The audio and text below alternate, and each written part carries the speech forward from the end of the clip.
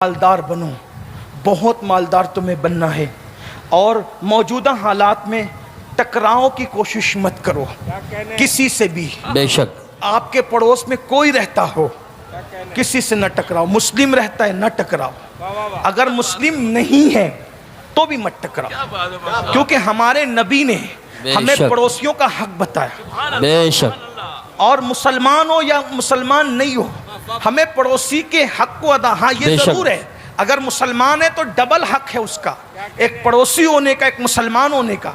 और अगर मुसलमान नहीं है तो कम से कम एक हक है, ईसाई हो, यहूदी हो, कोई हो, उसका हक है कि वो आपका पड़ोसी है।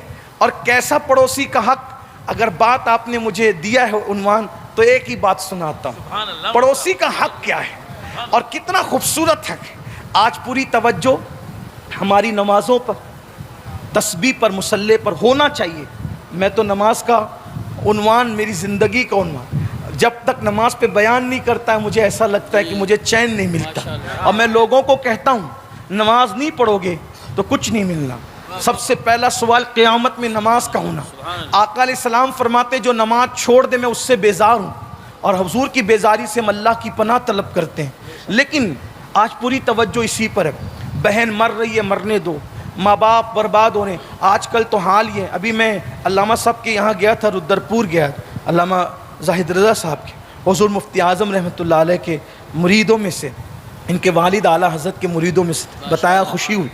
यानी कि एक खान इमाम के दौर से इनका ताल्लुक़ बरेली शरीफ से, माशाअल्लाह। अल्लाह ताला हम सबको इमाम अहले सुन्नत के सच्चे मसलक पर और हमारी नस्लों को भी चलने की तौफीक अता। आमीन। अभी अल्लामा मुफ्ती साहब ने इशारा किया, नई नई फ़िक्र लेकर के लोग आ रहे हैं। मेरी बस इतनी गुजारिश है, कोई भी अच्छे से अच्छा मुक़र्रिर आए, पीर आए, शहज़ादा आए, आलिम आए, मुफ्ती आए, तो हमने करना क्या है?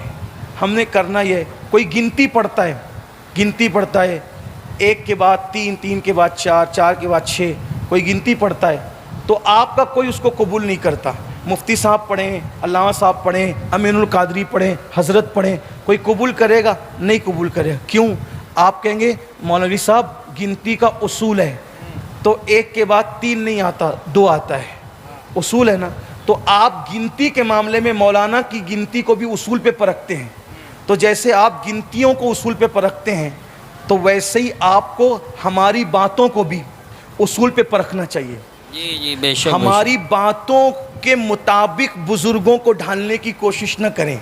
बेशक। बुजुर्गों की नज़रियात और बातों के सामने चेक करें, आने वाले मुकर्रिर को, खतीब को, पीर को, अगर उसकी बोली बुजुर्गों की बोली से मिलती है, किसी नस्ल का हो, किसी नस्ल का हो, किसी खित्ते का हो, किसी कबीले का हो, किसी सिलसिले का हो, रंग उसका कैसा ही हो, टोपी उसकी कैसी हो, जुब्बा पहना हुआ ना हो और कुर्ते फटे हुए जैसा हो, अगर उसकी बोली बुजुर्गों की बोली से मिलती है, समझ जाना ये अपना है। और अगर कितना भी खूबसूरत लिबास हो, कितना भी खूबसूरत तमामा हो, कितनी भी अच्छी तकरीर हो, अगर बुजुर्गों की बोली से उसकी बोली कुछ नहीं लगती है, तो उसको आपने रिजेक्ट कर देना है। बेशक, बहुत खूब, वाह वाह वाह वाह। ख्याल रख, क्योंकि हमें हमारे इमाम ने उसूल दे दिया, तेरे गुलामों का, तेरे गुलामों का नक्शे कदम राय खुदा, वो क्या बहक सके जो ये सुराग लेके। सुभान अल्लाह, और माशाअल्लाह। हमारे बुजुर्ग कौन है?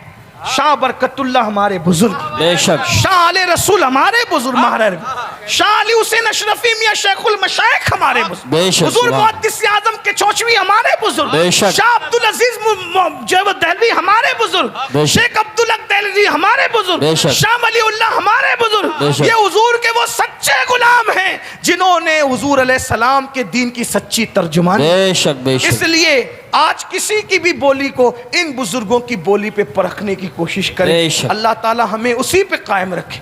तो हजरत के घर में गया था, एक खातून रोते हुए आई, दिल रोया, यकीन जाने पूरा रास्ता भर मैं उसके आंसुओं से मुतासिर रहा।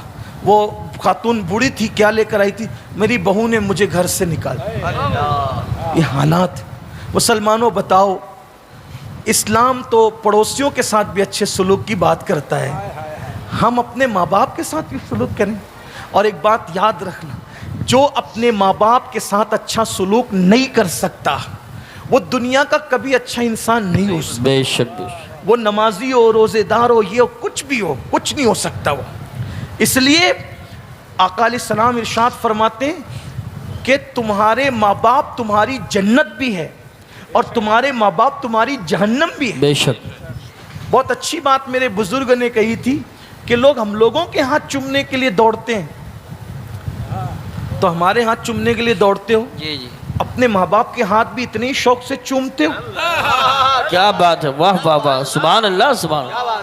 کیا کہنے ہیں. بتائیں تو واہ واہ واہ. ترجیحات کہاں گئی؟ جواب نہیں ماشاءاللہ. کہاں گئی ترجیحات؟ اور اگر ماں باپ کے ہاتھ نہیں چومتے، کچھ لوگوں کو برا لگتا ہے کہ آپ پیر کی، واللہ میں پیر کی مخالفت میں نہیں کہہ رہا ہوں، میں ماں باپ کی حمایت میں کہہ رہا ہوں. ہم خود اپنے مشائخ کے ہاتھ بھی چومتے، پیر بھی چومتے، لیکن آپ سے کہتا ہوں اگر ماں باپ کے ہاتھ نہیں چومتے تو پیروں کے ہاتھ چومنا تمہیں فائدہ نہیں دے سکتا. واہ واہ واہ واہ واہ سبحان اللہ. مسجد بنانے سے زیادہ، مدرسے بنانے سے زیادہ، سب سے زیادہ اگر کسی پہ خرچ کرنے پہ ثواب ملتا ہے تو تمہارے ماں باپ ہیں.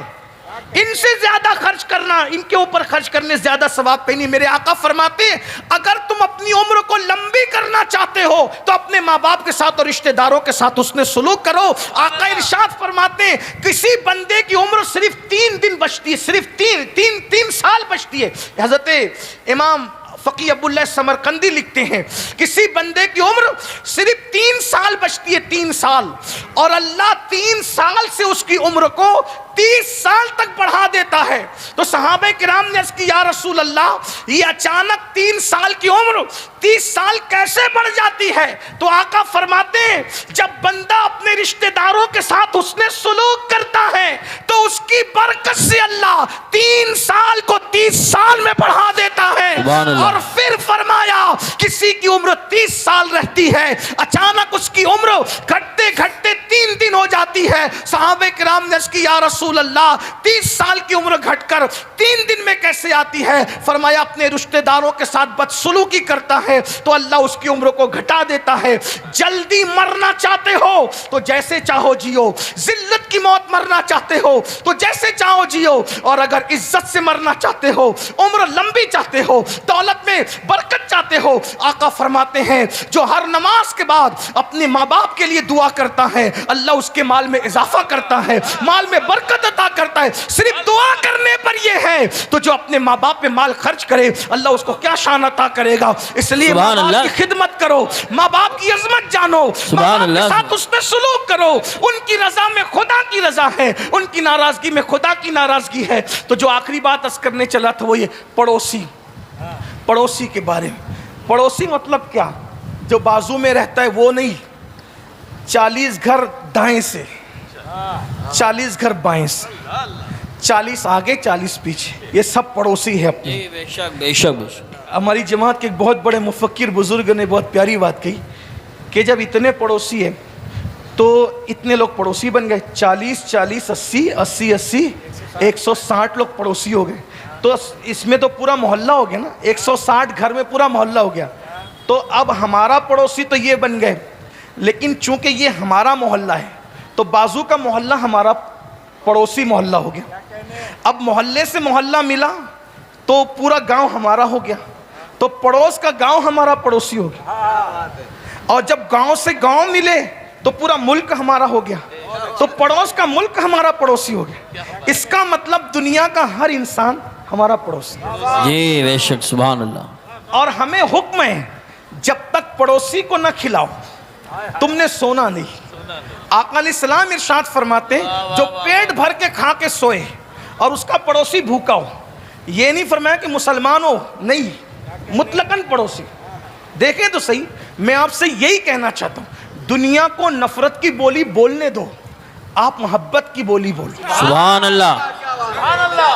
نفرتیں اور محبتیں جب لڑتی ہیں تو نفرتیں ہار جاتی ہیں، محبتیں جیت جاتی ہیں. سبحان اللہ سبحان اللہ. جیت ہمیشہ محبت کی ہوئی ہے، اس لیے آؤ محبت کا پیغام عام کریں. اور ہمارے آقا علیہ السلام نے محبتوں سے دل جیتے ہیں، انہوں نے تلواروں سے نہیں محبتوں سے دل جیتے. تو بہت خوبصورت سا ایک واقعہ میری نگاہوں کے سامنے آ رہا ہے، وہ پیش کر کے بات ختم کروں، لیکن اس امید پر کہ آپ عمل کریں گے انشاءاللہ۔ انشاءاللہ۔ تو کھلاؤ،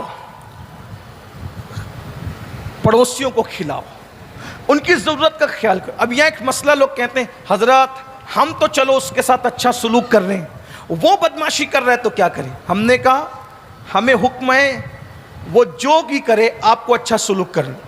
بھائی اچھے کے مقابلے میں اچھا کیا تو آپ نے بدلہ دیا، لیکن برے کے مقابلے میں اچھا کیا تو اچھا سلوک ہے نا۔ تو آئیے پڑوسی کا معاملہ ہمارے حضور کے یہاں کیا تھا اس کو سن لیں۔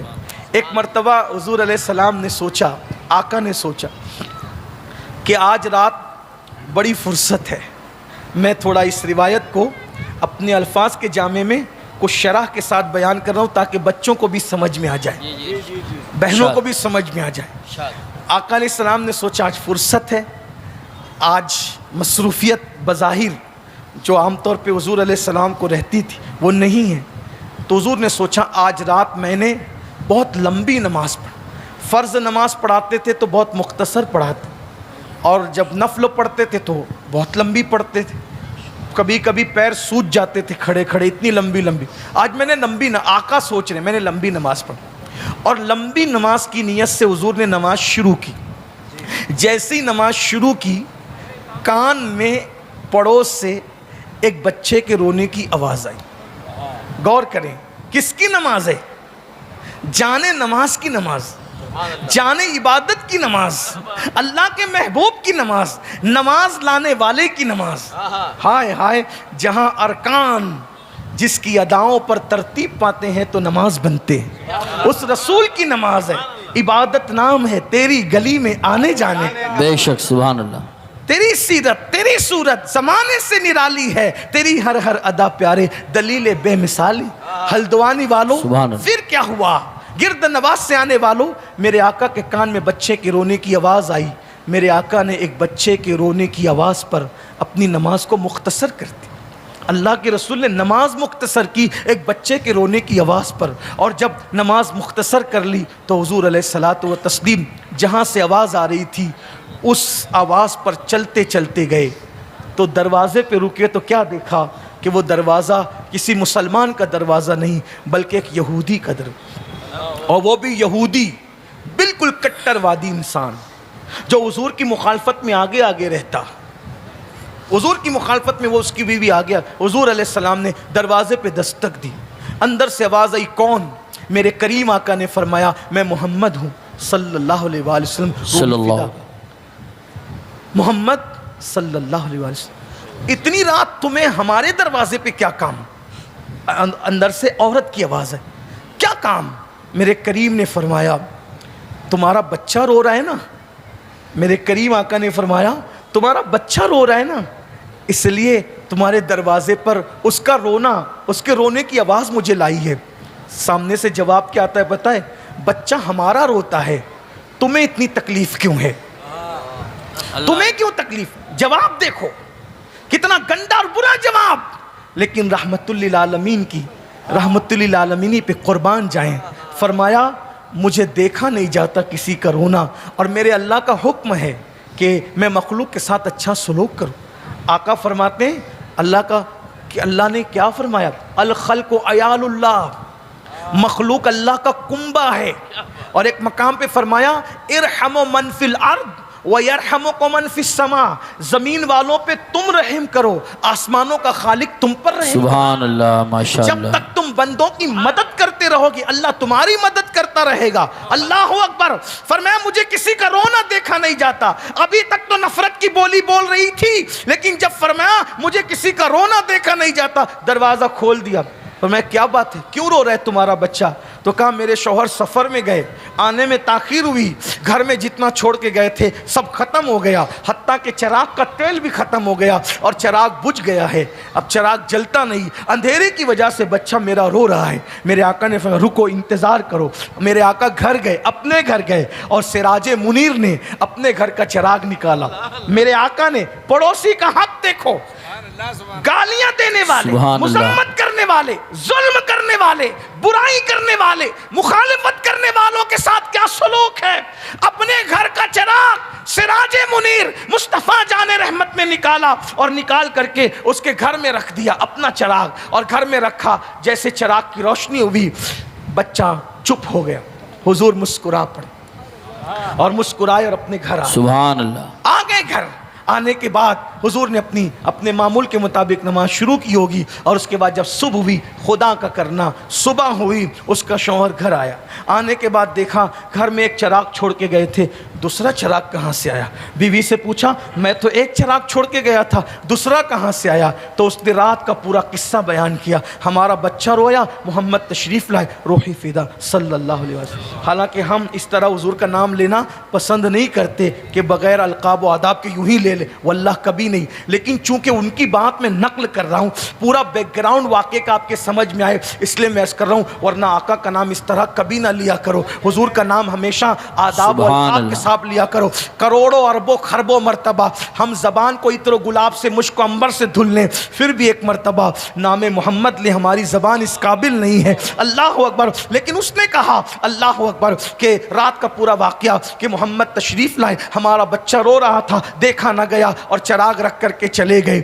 उसने सोचा हम इतनी नफरतों की बात करते हैं और मेरी गैर मौजूदगी में मेरे बच्चे का इतना ख्याल। तो बीवी से कहने लगा, चलो उनका चिराग वापस देकर आते हैं, चलो उनका चिराग लौटा कर आते हैं। और उसके बाद चिराग लेकर के आया और बीवी को साथ लेकर आया, बच्चे को साथ लेकर आया और चिराग देते हुए कहा, रात को अपने घर के चिराग से मेरे घर को रोशन कर दिया है, अब ईमान के चिराग से मेरे दिल को भी रोशन कर दीजिए, कलेमा पढ़ाकर मुझे इस्लाम में दाखिल कर लीजिए। मेरे भाइयों, ये यहूदियों के साथ वो जो पड़ोसी थे ये सलूक था। आज हम तो अपने भाइयों के साथ अच्छा सलूक नहीं करते। अच्छे बनो, सच्चे बनो, एक दिन मरना है।